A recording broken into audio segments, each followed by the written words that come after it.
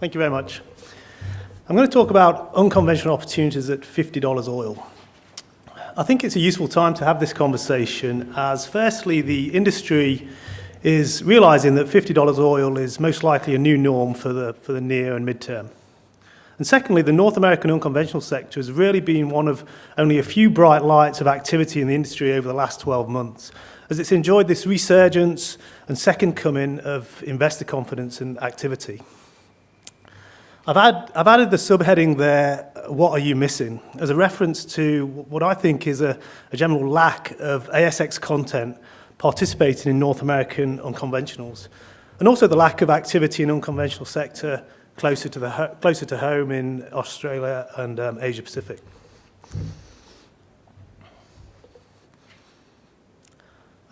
Risk are truly independent, and of course we are just here to support you. The talk will go down in scale from a global perspective through to a play perspective. And we'll talk about the importance of understanding unconventional play heterogeneity and how we can better understand heterogeneity in order to quantify our resources and develop them optimally in different price environments. When I talk about unconventional, I'm referring to all unconventional reservoir types. And the methodologies I'm going to come to describe here can be used across all of the different types of unconventional reservoir. First of all, it's important to note that there are no hard lines between conventional and unconventional resources. In fact, when we look at the producing unconventional systems in North America, they're generally recognized and characterized using conventional reservoir characteristics. So typically we look at zones of higher porosity or permeability, areas of higher resistivity, higher pressure, regional structures, structural highs. So it's conventional thinking, we're just developing the resource in a different way.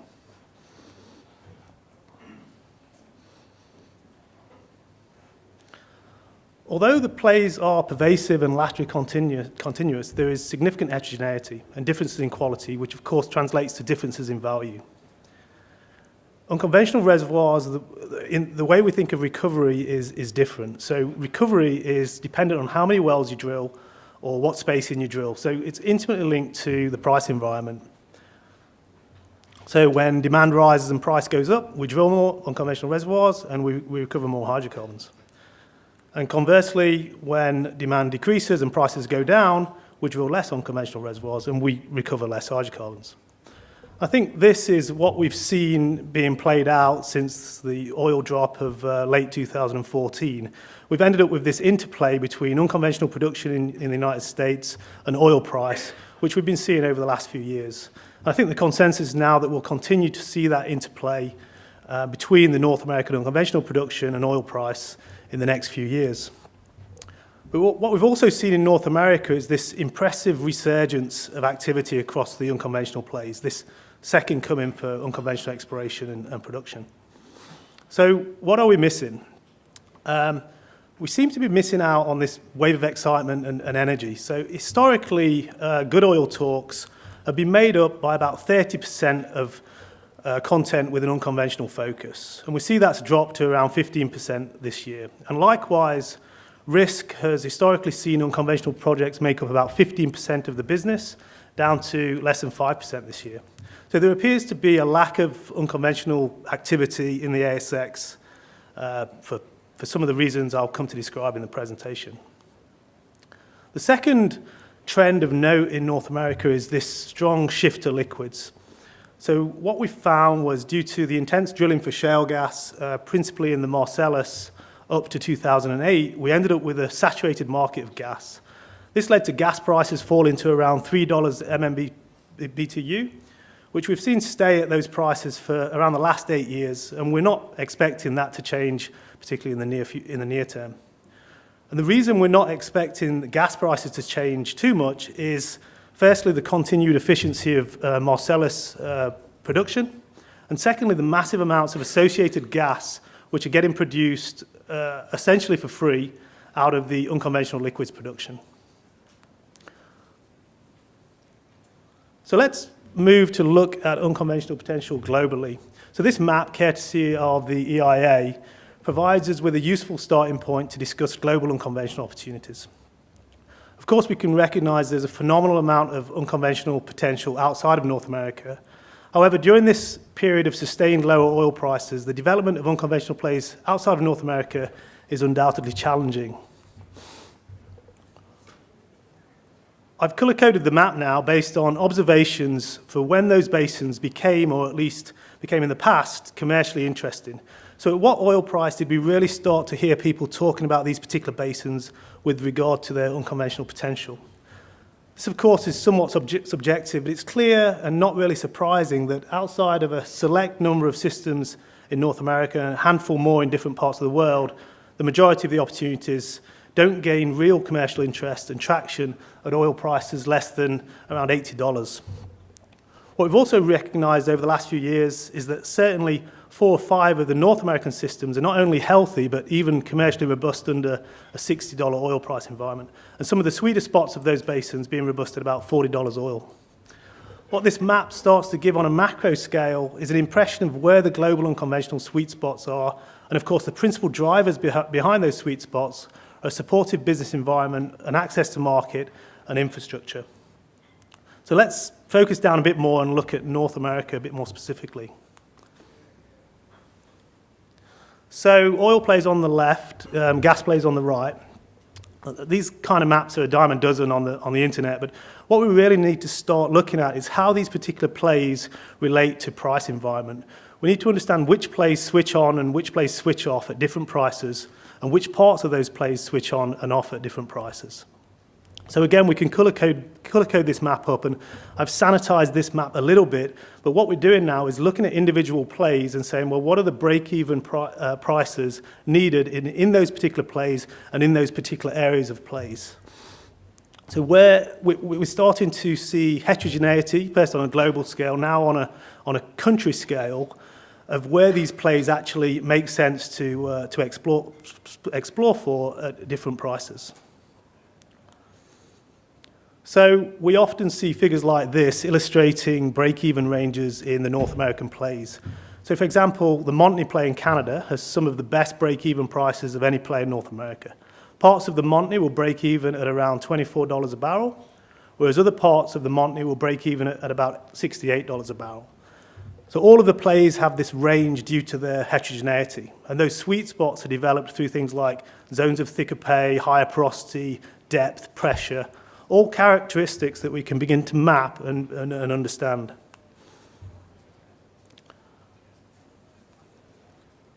So let's take it down another level. I'm going to look at the Eagle Ford here.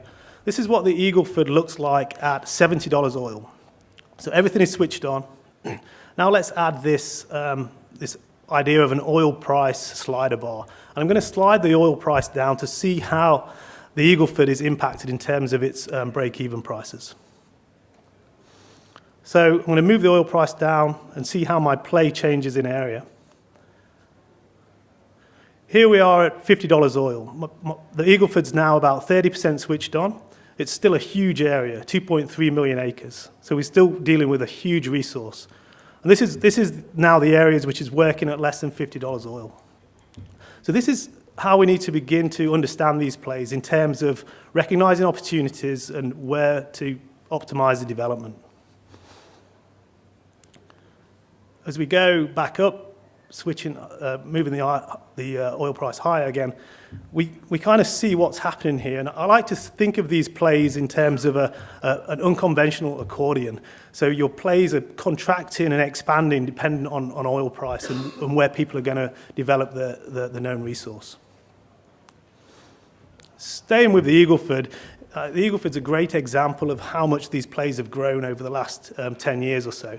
So the map on the left is the Eagle Ford back in 2007, and there's kind of 5 wells in there with a spacing of about 250 kilometers. And on the right, we jump to 2017, and we've got nearly 20,000 wells in the play. Now, just keep an eye on San Antonio, which is right in the middle of the map frame on the second map just there, and just see what happens.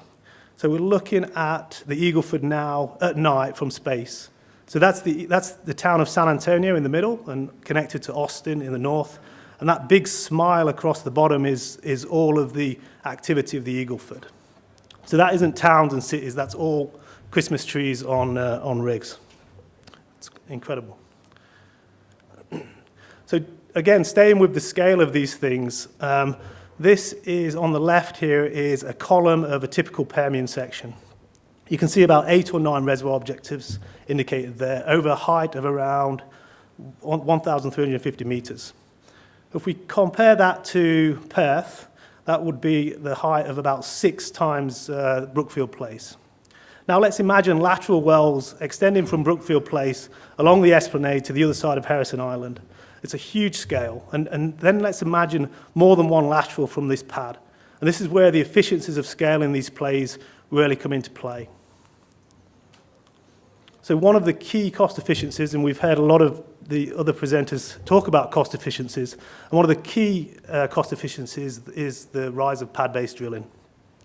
So pad-based drilling, we're seeing 7 generations in the Montney now talking about developing pads to house 36 wells with 4 rigs active on one pad at any one time. Very small surface footprints for huge subsurface fetch. So pad-based drilling is one of a number of things which has driven down the development costs across all of the plays in North America. From looking at break-even prices in the order of $65 to $100 a barrel back in 2013, we're now seeing break-even prices for development wells across some areas of the plays in the range of $30 to $40 a barrel. So I'm going to stay with the Eagle Ford again to talk about the challenges of these plays outside of North America.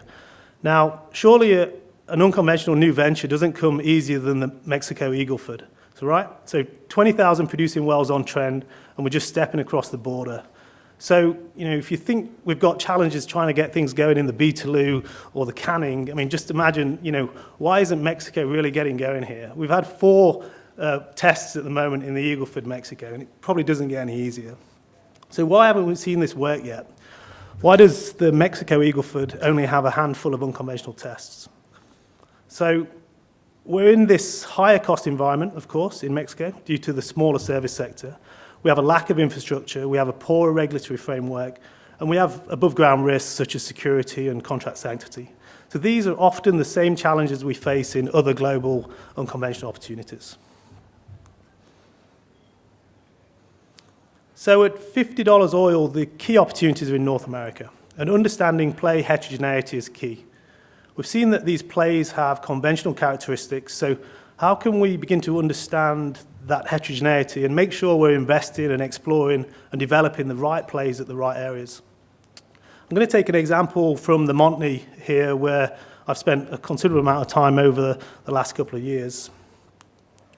So what we did in the Montney, using an extensive digital database of 1,400 wells across the play, we began to look at the production, the producing wells, the key producing wells, and identify the key characteristics which made those plays work.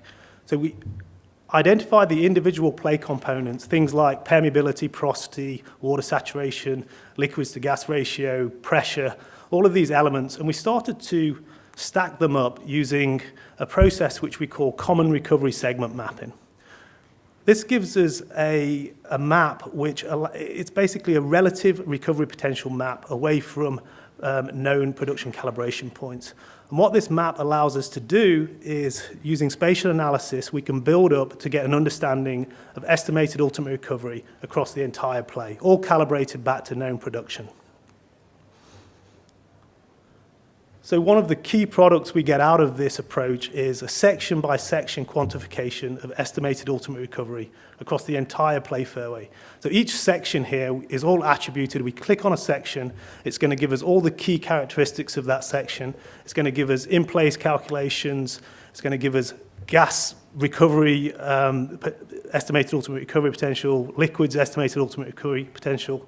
So each section has all those attributes linked behind it. So we've been able, it's allowing us to describe the play and quantify the play in unprecedented detail.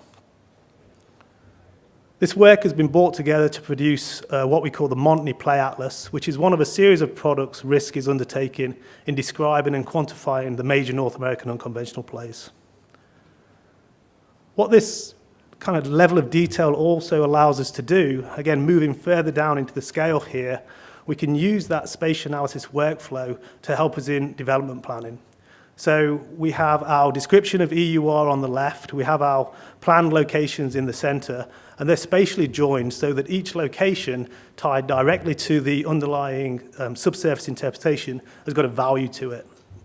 What that allows us to do is we can bring our slider bar back and we can start knocking locations on, switching locations on and off, again, dependent on oil price. So in this area of the Montney, at $75 oil, we can recognize a total of 94 commercial locations in the upper Montney and 72 commercial locations in the lower Montney. If we move our slider bar down to, let's say, $55 oil, our development wells automatically start switching off as they're not commercially attractive at that price. And we end up with a total of 7 commercial locations in the upper Montney and 7 commercial locations in the lower Montney. Because of the underlying EUR framework, we're being able to plan development and location planning in different price scenarios.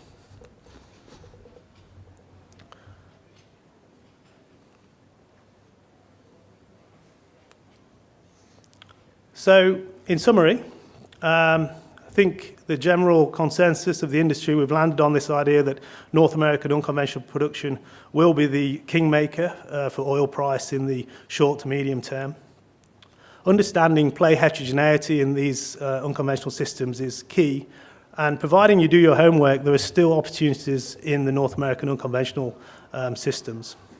Global unconventional opportunities are significantly more challenging and will generally require a niche market, particularly a commercial market, and of course that same kind of technical understanding and expertise to find the right spots. Thanks very much. For more information, please come and ask any questions over at the booth or check our website.